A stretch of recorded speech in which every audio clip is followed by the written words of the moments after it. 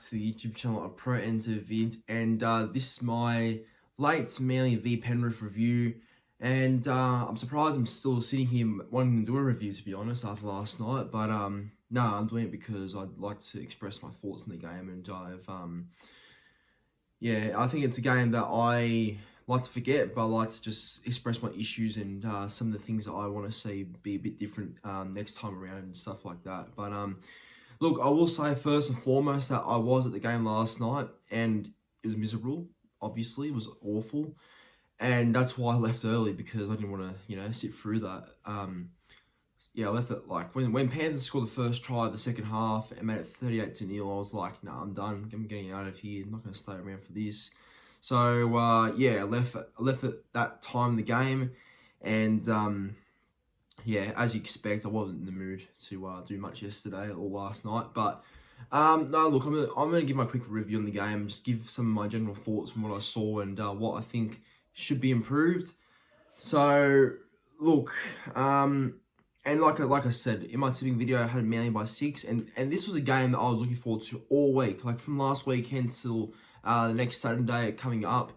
I was looking forward to this game. Like I was genuinely excited for this game, because I thought this was the test for us to really see where we are as a side and really, make a statement for ourselves, and I guess prove that what's happening, what's been put in the off season and what's happening could pay off in this game. But yeah, I think we've been exposed again, and see, I've been watching enough Manly games for a long time now to realise that, we're not up to that standard against bigger clubs. So, we can beat the mid-table sides, we can beat the teams that are like, I don't know, from 17th to like 10th maybe, even that occasional 5th to 6th side. But, your Panthers, your Storm, your Rabbitohs, at the moment your Broncos, and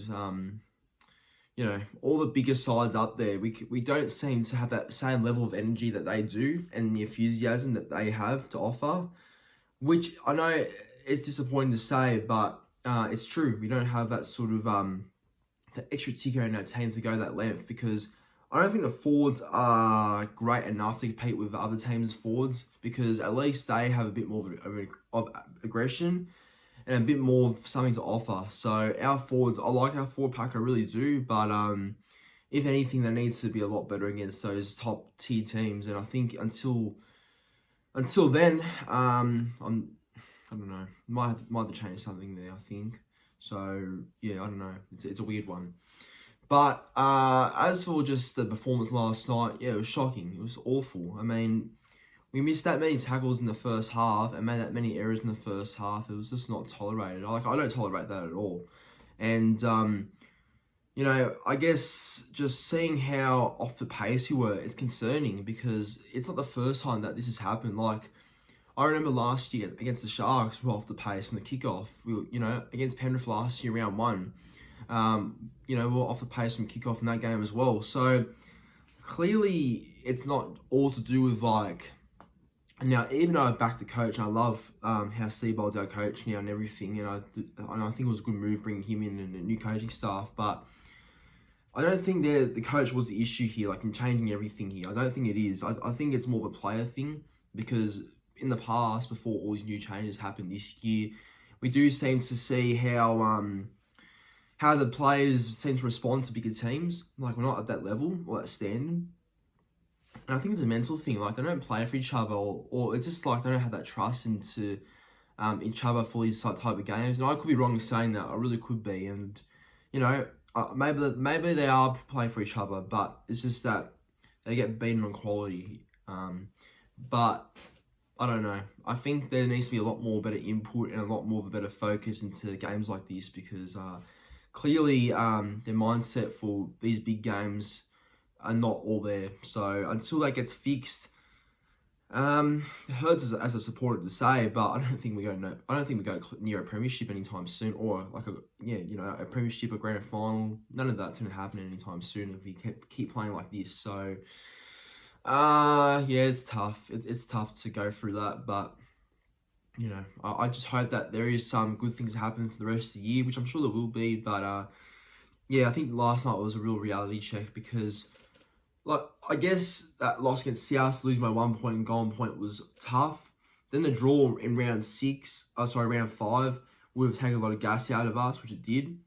And that proved it for the Bulldogs and the Cowboys, who also had that goal on point game last Sunday, and that probably took a lot out of those clubs as well. So yeah, I think look, even though my bias on the way of backing Manly for this one, I just had that feeling that we might lose. And it wasn't pretty. So yeah, look, I won't say I didn't see it coming, because I sort of did, but didn't want to admit it because I don't like admitting Manly will lose. That's just me. But you know, we go again next week against Melbourne, and I'll be there probably. But we're going to be a lot better, because I don't know how we recover from a loss like this. But I guess I do back the boys to be back at home. And look, being in front of a home crowd will definitely drive them and make them feel a lot more of a energy to play. So I'm looking forward to that. I'm looking forward to seeing the team play back at home and in front of a packed crowd, hopefully. But yeah, like I think just in general, the team needs to figure out a better way and a better structure in playing for each other, and playing, I guess, just a bit more consistent footy against bigger clubs, because we've been at that level now where we think we're going to go at that level to play against the bigger and better clubs. Like, you know, 2021 was evident. You know, seeing how we went that year, we could beat all those decent sides and mid-table sort of type teams or lower sides, but the bigger sides we still couldn't quite beat.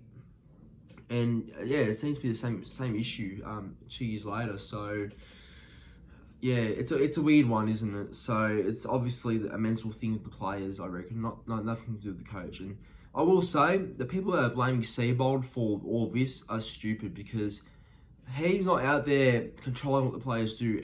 Like, he even said himself that he was shocked by the performance, because, you know, I've no doubt that him, Flanagan, and the rest of the group were preparing very well for this game, and as they should be. Like, I think from what I see at training through the videos that the club post on their social media, it looks like they're working very hard, and it looks like there's actually a good vibe that they'll turn up for a game. But I don't know. It seems to be when it's game day, they don't really click for whatever reason. So, and I love to see the club be a lot more energetic and show a bit more pride, or enthusiasm, actually. So yeah, I love to see a bit more of that.